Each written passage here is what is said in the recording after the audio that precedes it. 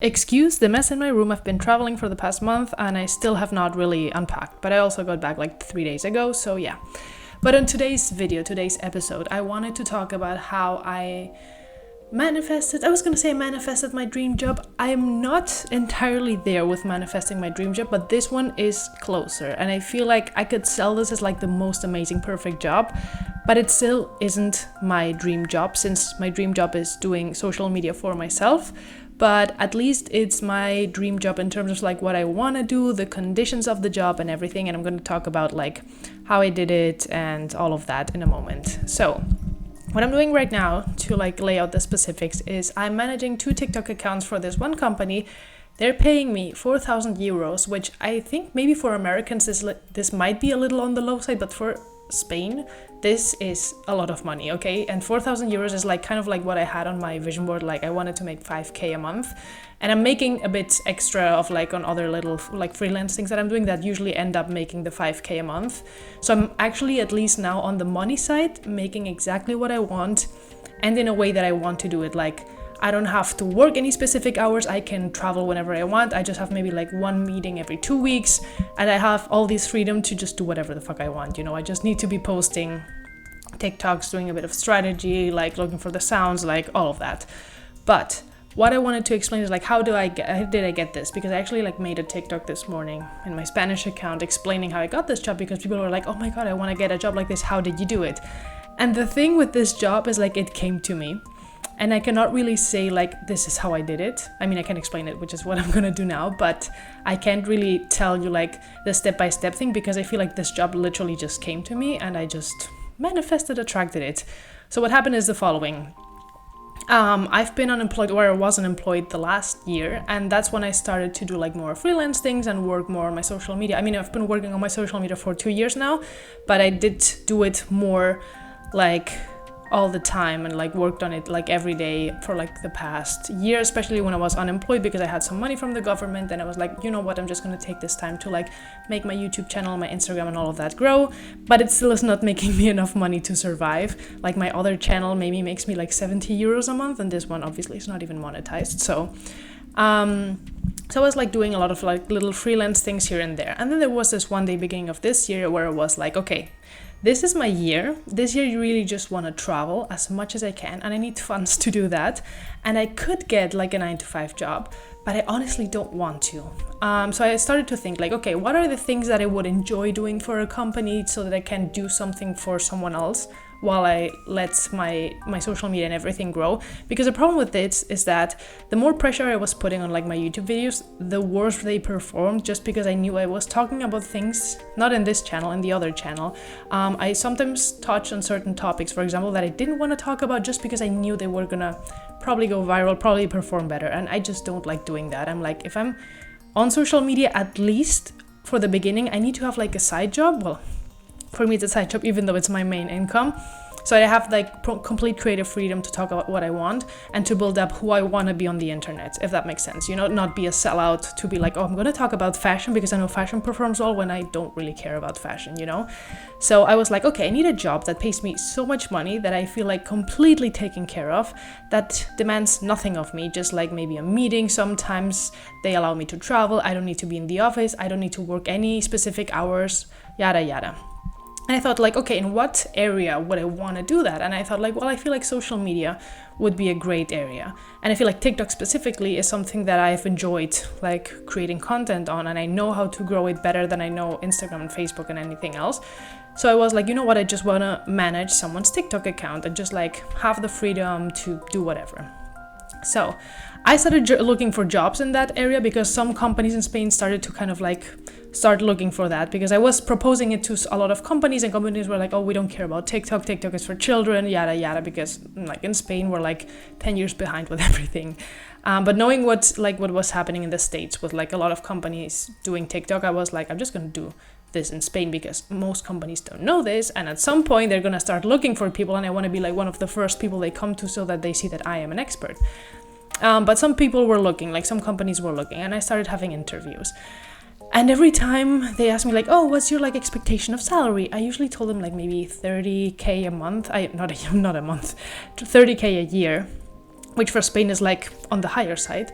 And they looked at me as if I was crazy. And they were like, oh, would you be willing to negotiate, yada, yada, because they usually were really happy with the interview with me. And I was like, no, like, you either pay me at least that, which for me was already like too low.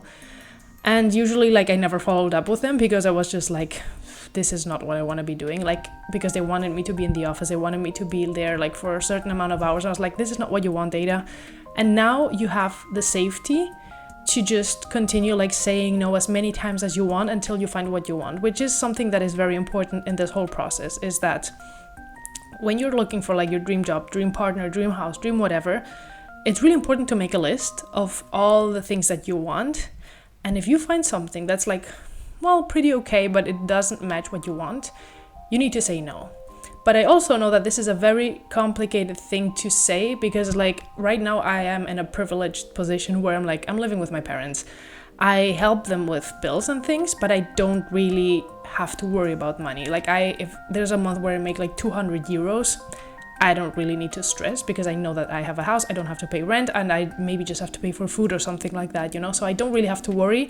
And I know a lot of people who like watch these types of videos, or like maybe when I watched them from like 10 years ago, 5 years ago, I was in a situation where I needed to take anything that I got just to like move on. So if right now you're in a position where you need to maybe take something, don't feel discouraged by this video to be like, oh no, I need to say no to everything and just like live under a bridge until I find the perfect thing. Like obviously take care of yourself, but at the same time, don't stop looking. Like maybe accept something to just like continue living and be able to like take care of yourself, but continue looking for that perfect thing and just see that job as like something that you do to take care of yourself and sustain yourself to continue looking, okay? Just like as a warning.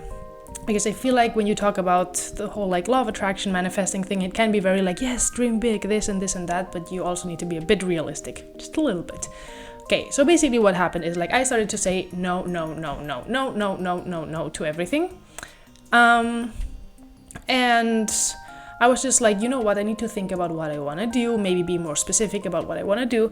And at some point I was like, you know what, I see all these girls on TikTok being like TikTok coaches to companies, to individuals, things like that. Maybe that's something that I could do, because like being a TikTok coach is not something that you're going to do like long term. You're just going to do it like maybe one month with like 3 clients, another month with like 5 clients, and then you can charge them whatever you want. So I thought like maybe that makes sense. Let's think about that. And I gave it a thought or two. But then I was just like, well, but I don't know how to find clients. And I also don't want to turn my own personal TikTok account into like a TikTok tips account so that people find me through that, because like that's not what I want.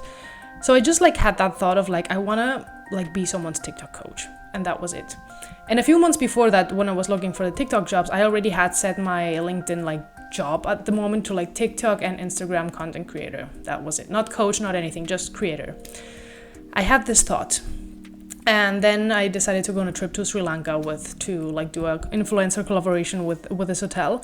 And the day I'm at the airport, I suddenly received this message on LinkedIn from this guy being like, hey, I'm looking for someone to kind of like coach me on TikTok because I want to grow my account. And I just found you via LinkedIn. I saw your account and I feel like you look very like an expert on this. Do you coach people? Blah, blah, blah. And I was just like, how did this guy even find me? Like, he's not even Spanish. Like, I mean, he lives in Barcelona like me. Probably there was some kind of like recommendation there. I don't know. He probably stumbled on one of my videos on TikTok or something and then just looked me up on LinkedIn. And then I was like, you know what? You asked for this 2 weeks ago. Maybe this is like the universe bringing you your first client. And I did get scared at that point because I was like, I was actually like already coaching a lot of my friends on TikTok and everything. And I had done it with like a few like smaller companies who were like also friends. And since I never got paid a lot of money to do that, I never felt like it was a big responsibility or anything. But when I told him the price that I wanted to charge him, which was big, like more than I'm used to, but it's like what other people charge, I was like, maybe this is too much. Maybe he's gonna say no. Maybe I'm just gonna do a shitty job. And like all the imposter syndrome started to come in. I told him the amount and he said, okay, perfect. Didn't negotiate, didn't try to like reduce it for me. No, he was just like, yeah, I'll do it. Let me know how this works. So I did the whole process with him, like questionnaire, like, well, everything. And 3 weeks later, when I came back from my trip, I had like a sit down session with him at a restaurant and I explained everything to him. I told him like it was going to be an hour, ended up being 2 hours. And I was like so scared the night before, thinking like, just cancel, just return his money, because maybe you don't even know how to do this job. Maybe you're not prepared to do this. Maybe you're just like scamming someone. I was really scared. This is something that I don't see a lot of people talk about when you like start doing these things for yourself. Like if you work for a company, it's like you feel more like with a group of people. When you're doing this for yourself and you're starting out, it's like, am I doing the right thing? Am I charging too much? Blah, blah, blah. When we finished the session, he was like, I am so happy that I hired you. You have such great energy about you. I feel like more prepared to now do all of this, blah, blah, blah. Thank you so much. And he was like so happy with it. And I was like, I actually think I did a good job. And then at that point, the thing is that this guy also has a company that is doing TikTok as well. And he did show me the company, and I told him like, oh, I had a look at your company's account, and maybe you could do this, this, and this. And I was like, I'm not gonna tell him to charge him for like another session for the company, because like I already felt so happy that he gave me the chance, you know. And at that point I had this thought in that moment of like, oh my god, I really liked working with him because he's like super nice guy. The company has really cool values, and I would love to like do maybe the TikTok's company account like monthly, because that would give me like a monthly thing that I feel safe at, you know, instead of just like I'm doing coaching for him and then coaching for another person, because you don't know when like your next client is gonna come in and you need to like be chasing them. And I'm like, you know what, I actually want something stable, something monthly. But I didn't say anything at that point because they had an intern doing TikTok for them. So I was like, don't overstep your like this, and don't tell them like, oh, she's doing it wrong or something. Just be like, you have a good contact, you had a good conversation with this person, whatever. So I just told him like, well, let's stay in touch. If you ever have like any questions about what I told you, like feel free to like audio me, WhatsApp me, whatever. So a few months go by. We keep in touch. He sometimes asks me questions, whatever. And then this one day, like 3 months later, he's like, hey, Ada, I just wanted to let you know that the intern that we had is like finishing the internship. And we actually wanted to like invest money into having like a proper person to do our TikTok account, but not just the company one, but also like my personal one to like edit my videos and do everything that you told me, because he was happy with the result. But he's like, I just had a daughter. I just need someone to like manage this for me because I don't really have time, you know. How much would you charge me for all of this? And I was like, okay, nice. And then I started to count like the hours, how many TikToks they asked from me and everything. I was like, well, I feel like this would be like 4K. But then I was like scared of asking for that amount because I've never like gotten paid that much ever in my entire life. Like 2K is maybe the maximum. And I was like, maybe he's gonna say no because that's a lot. But then I also thought like, well, he told you he needs all these things and you're gonna be like killing yourself working these many hours, having to be glued to your phone to respond to comments, this and that. So like, what do you think you deserve for this? So I just told him like, okay, 4,000 euros is what my price is. And he also said yes, without anything else, like no negotiating, no nothing, just like, okay, cool, yes, whatever. Because he said that he had this really great feeling of working with me the first time, that he really just wanted me to do that. He was like, well, if we have to find someone else, we'll find someone else, but I really want you to be working for us because I really think that you are the right person for this. So no interview, no nothing, literally just like, ask me how much money you want from me and I'll just pay you to do this. Which is amazing. And I've been working for them for like 2 months now. And I'm meant to be working for them like long term because they do want me to stay with the company long term, which at the end of the day is exactly what I wanted, of like, I can work from wherever, I can go to the office if I want to, I can travel because I have no problem with that. They just want me to like maybe do some meetings and things like that. So it just has like everything that I asked for. And yeah, I just found like my dream job in that sense, which, as I said, it is not the final boss. It's not the final dream job, because at the end of the day, I want to be making like maybe 10K or 20K or like even more money a month, but working for myself as an influencer, as a content creator, as this or that. But I feel like at least with this, I'm closer. And this is also something that gives me creative freedom to create the content that I want on TikTok, YouTube, whatever. Because I don't need to depend on like, oh, I need to make a video about this topic because this is going to go viral, yada, yada. Because that's something that I never really liked. And I know a lot of creators sometimes like they get a lot of fame doing certain topics because they know they're going to perform well, but then they're like, well, this is actually not the reason I wanted to become famous. Well, famous, you know what I mean. So I thought like, well, this is not like my dream job for like the future, but it's my dream job for now because it gives me safety, it gives me freedom, it gives me creative freedom, it gives me everything that I need right now.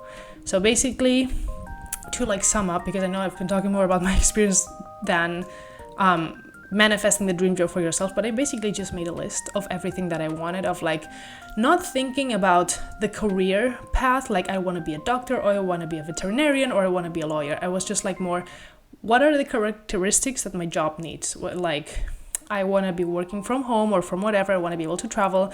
I want the company to not make me go to meetings every week. I want to have creative freedom. I want to maybe manage TikToks in my sense, but for me it was more of like social media, photography, filming, what like a bit more broad. I want to work with cool people. I want to do this and that. So I just made more like a list of characteristics of my job more than like I want to be this position specifically, because I feel like that just opens more possibilities for something random to just come in that you maybe never even thought that existed. Maybe a job that you just end up creating because it doesn't exist right now, you know?